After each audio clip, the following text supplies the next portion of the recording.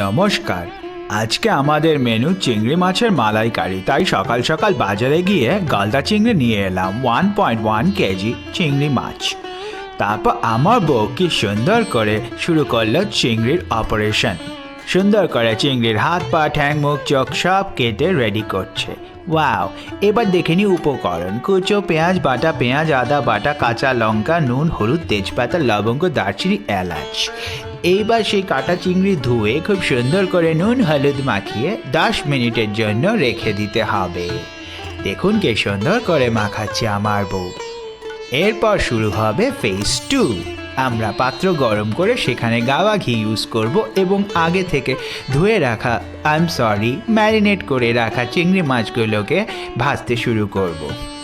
যখন ভাজতে ভাজতে গোল্ডেন একটা ব্রাউন ফেস চলে আসবে, তখন সেই চিংড়ি মাছগুলোকে আবার উল্টে পাল্টে সুন্দর করে ভেজে ঠিক একই রকমভাবে একটা কালার কম্বিনেশনে আনবো এবং আপনারা দেখবেন যে ভাজা চিংড়িটা কি সুন্দর লাগছে দেখতে। এবার শুরু হচ্ছে ফেজ 3। আমার বউ আগে থেকে কেটে রাখা সব পেঁয়াজ এবং ইটিসি সরঞ্জামকে আস্তে আস্তে কষাতে শুরু করেছে। এবার পর্যাপ্ত পরিমাণে গুঁড়ো হলুদ দিয়ে সেটাকে নাড়াচ্ছে। কি সুন্দর করে নাড়াচ্ছে। এটার মধ্যে একটা আট আছে কিন্তু। এবার সেটাকে ঢেকে দেবো যাতে ভুনাটা ভালো করে হয়। এবার আমরা অ্যাড করব আগে থেকে কেটে রাখা এবং রেডি করে রাখা পেঁয়াজ বাটা ও আদা বাটা। আদা বাটা দিয়ে আবার সুন্দর করে আমার বউ কিন্তু নাড়াতে শুরু করেছে। আপনারা দেখতে পাচ্ছেন নিশ্চয়ই।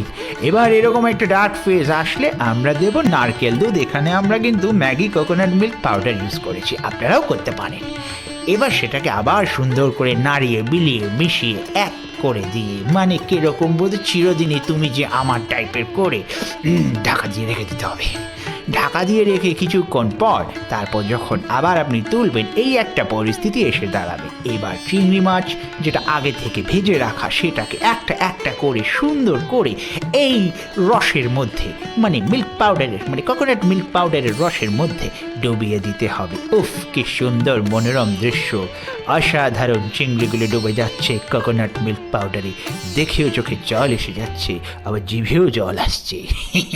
এবার সব দেওয়ার পর আস্তে আস্তে আমার বউ কিন্তু অ্যাডজাস্ট করে নিচ্ছে চিংড়ি মাছগুলোকে, যাতে সুন্দর করে চিংড়ি মাছগুলোর প্রত্যেকটার ওপরে ভেতরে বাইরে যেখানে সেখান দিয়ে রসগুলো ঢুকে যায় এবং কভার করে লো ফ্লেমে সেটাকে রেখে দিচ্ছে।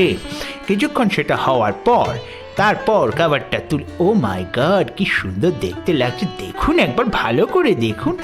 আমার বউ অ্যাড করছে গরম মশলা, পর্যাপ্ত পরিমাণে গরম মশলা, এবং তারপর অ্যাড করছে আবার গাওয়া ঘি, সুন্দর গন্ধ।